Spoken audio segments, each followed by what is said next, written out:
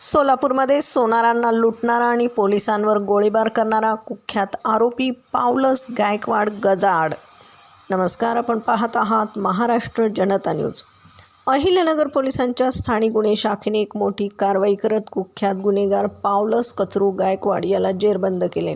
आरोपी पावलस गायकवाड हा सोलापूर जिल्ह्यातील सोनारांना लुटण्याच्या गुन्ह्यात आणि पाथर्डी पोलीस स्टेशनच्या हद्दीत पोलिसांवर गोळीबार करून पळून गेल्याच्या प्रकरणात हवा होता. पोलीस अधीक्षक मक्का सुदर्शन यांच्या मार्गदर्शनाखाली स्थानिक गुन्हे शाखेच्या पथकाने सापळा रचून आरोपीला तिसगाव शिवारातून ताब्यात घेतले. या कारवाईत पोलिसांनी त्याच्याकडून 2 गावठी पिस्तुलं, 4 जिवंत काडतुसे आणि 2 मोबाईल असा एकूण 1,34,000 रुपयांचा मुद्देमाल जप्त केला आहे.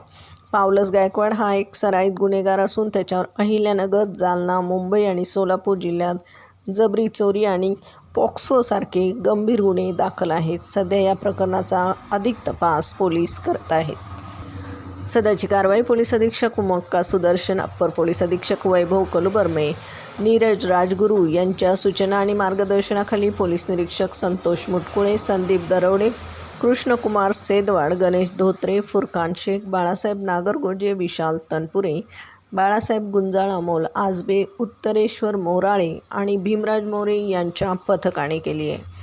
प्रतिनिधीसह महाराष्ट्र जनता न्यूज, अहिल्यानगर.